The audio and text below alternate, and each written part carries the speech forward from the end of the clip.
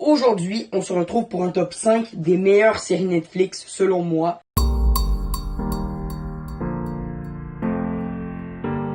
Juste, il faut que vous sachiez que c'est mon avis. Donc, venez pas dire ah, celui-là est meilleur ou C'est mon avis, tout simplement. Et ça me tentait de vous la partager pour peut-être vous faire découvrir de nouvelles séries.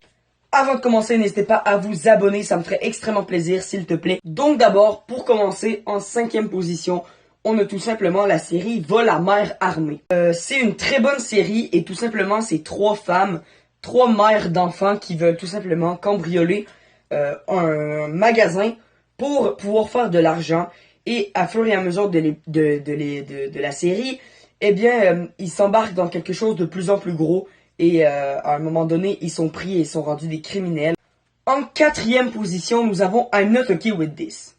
Dans le fond, c'est une jeune lycéenne qui, son père est mort et il faut qu'elle apprenne à se contrôler car depuis que son père est mort, elle a de la difficulté à gérer ses émotions et à un moment, ça devient un poids trop lourd sur ses épaules et tout part en vrille, j'aimerais dire, parce que elle devient complètement folle. En 3e position, tout le monde la connaît, mais il fallait que je la nomme parce que c'est une série très très bonne et c'est La Casa del Papel parce que série espagnole, tout le monde connaît de toute façon, j'ai même pas besoin de présenter, mais je vais quand même faire mon petit résumé. Dans le fond, vous le savez, c'est un mec super intelligent qui a recruté des gens qui avaient déjà commis des crimes et ils vont ensemble cambrioler la maison de papier. La maison de papier, c'est l'endroit où ils créent l'argent et du coup, c'est un bon endroit pour cambrioler parce que tu deviens à coup sûr riche parce que c'est là-bas que tout l'argent. Donc, il essaie de cambrioler ça. Et il y a 3 saisons à cette série. Et voilà, c'est une très bonne série. Et si vous ne l'avez pas encore écoutée, eh bien, écoutez-la. En 2e position, nous avons la série Brooklyn Nine-Nine.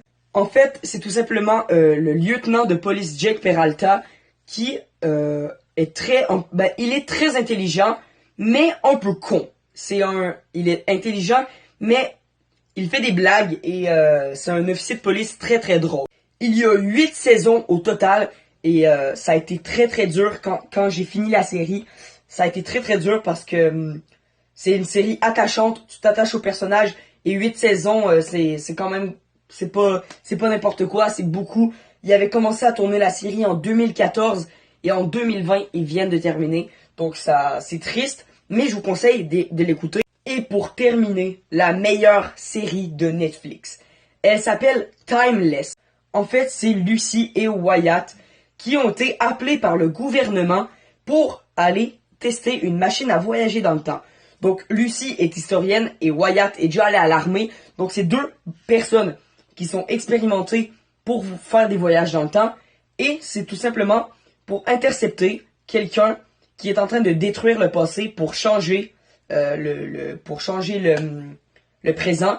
Et au cours de l'histoire, il se passe plein de péripéties. Et selon moi, c'est la best série du monde. Et voilà, c'est déjà la fin de cette vidéo. J'espère que vous aurez aimé. Et toutes les séries que je vous ai nommées, là, il faut que vous essayiez de les écouter parce que c'est vraiment des bonnes séries. Donc écoutez-les. Dans la description, il va y avoir le titre de chacune des séries. Donc allez voir si une vous a intéressé. Eh bien, je vous le rappelle, abonnez-vous. Et sinon, c'est la fin de la vidéo. Et ciao!